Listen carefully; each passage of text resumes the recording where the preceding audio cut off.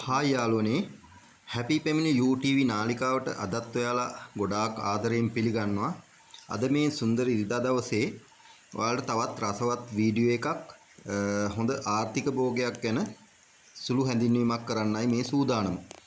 ඉතින් ඔයාලා මේ පේන්නේ මීට අවුරුද්දකට කලින් ඒ කියන්නේ ගිය අවුරුද්දේ මාර්තු මාසයේ ඉඳගත්ත ඉඟුරු පඳුර ගැන තමයි මේ ඔයාලට කියන්න යන්නේ. මේක මේ ඉඟුරු අල කෑල්ලක් මම කඩෙන් ගෙනල්ලා චූටි ඉඟුරු අල කෑල්ලක් පොඩ්ඩක් මොටෙයියෝ දාලා තිබ්බ ඉඟුරු අල කෑල්ලක් ගෙනල්ලා පස ඇත්තටම මේකෙදි මට මේ ඉඟුරු පැලේ ඉඟුරු අල කෑල්ල හදා ගන්නත් හොඳ පසක් නිර්මාණය කරගත්තේ නෑ. සාමාන්‍ය විදියට මතු පිට පස් ටිකක් අරගෙනම කොළ රුඩු ටිකක් එහෙම දාලා හදාගත්තේ ප්‍රමිතියකට හදාගත්ත පසක් නෙවෙයි මේකේ තියෙන්නේ. හැබැයි දැන් මේ ඉඟුරු අල කෑල්ල හිටවල හරියටම අවුරුද්දකට මාසයක් දවස් 40ක් 45ක් වගේ අඩුයි. ඒ කියන්නේ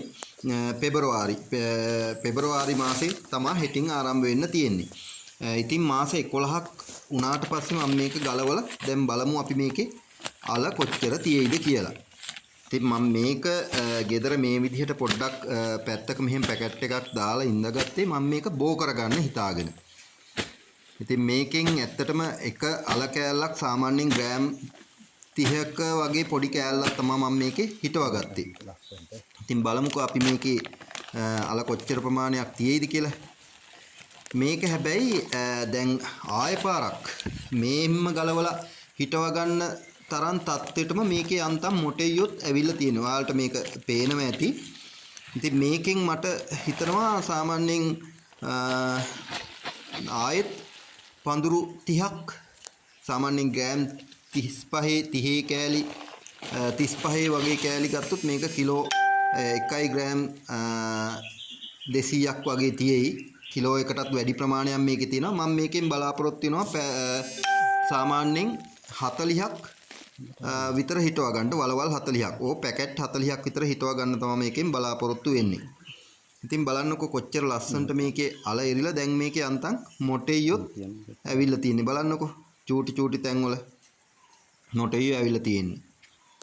ඉතින් මහා ලොකු අමාරුවක් නෑ ඉඟුරු අලයක් හදවා ගන්න. ගෙදර පැකට් එකක් කොළ රොඩු ටිකක් පස් ටිකක් දාලා හදා ගන්න මහා ලොකු අමාරුවක් නෑ. හැබැයි ප්‍රමිතියෙම මේකට පස හදා ගන්නවා නම් මේකට කරදහයිය ටිකක් වැඩිපුර එකතු කරන්න. එතකොට හොන්දට අලේරෙනවා. දැන් මේකේ තියෙනවා කිලෝග්‍රෑම් 30ක විතර කෑල්ලක් හදාගෙන සාමාන්‍යයෙන් කිලෝ 1 ග්‍රෑම් 200ක් වගේ මෙතන තියෙනවා.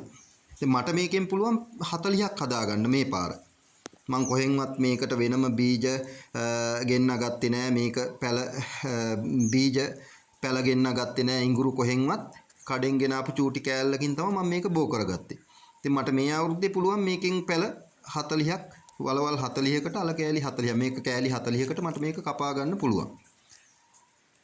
ග්‍රෑම් 30 වගේ කෑලි කපා ගන්න පුළුවන්. ග්‍රෑම් 30 වගේ කෑලි කපා ගත්තොත් කිලෝ එකමාරකින් පුළුවන්නේ. ඒ ප්‍රමාණය මම මේකෙන් හදා ගන්න පුළුවන්. බලන්නකො ලස්සන මේක. ඉතින් මේකෙන් අලුතෙන් හදනකොට නම් මේකට මතු පිටපස් කරදහයියා ඊට පස්සේ කොම්පෝස්ට් ටිකක් එහෙම එකතු කරලා පස සාරවත් කරගෙන මේක හොඳට වැඩි අස්වැන්නක් ලබා ගන්න විදිහට හදා ගන්න පුළුවන්.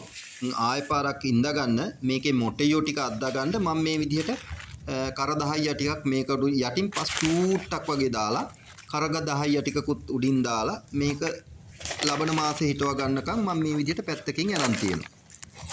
මේක හොඳට කරදහයියා ටිකක් උඩින් දාලා වතුර වැටෙන්නේ නැති තැනක මෙහෙම තිබ්බහම හොඳට කණු කැපිලා හොඳට මොටෙයියෝ දාලා ආයෙ මට හොඳ අස්වැන්නක් ඊළඟ අවුරුද්දේ ගන්න පුළුවන් විදිහට මේක පැත්තකින් හදා ගන්න පුළුවන්. මම පාත්තියකුත් වෙනම හදලා තියෙනවා. ඒක වීඩියෝ එකකුත් හදන විදිහ ඔයාලට අරන් එන්නම්. ඉතින් මේ ටික මම දැන් කරදහයියා මේ විදිහට තවරලා හොඳට කණු කැපෙනකන් අලුතෙන් මොටෙයියෝ එනකන් පැත්තකින් තියෙනවා. ඉතින් ඔයාලට නැවතත් වීඩියෝ එකකින් අපි හමු වෙනකන් අදට සමු ගන්නවා. සියලු දෙනාටම තෙරුවන් සරණයි. ජය වේවා. ඉතින් එතකම් පරිස්සමින් ඉන්න හැමෝම ගිහින් එන්නම්.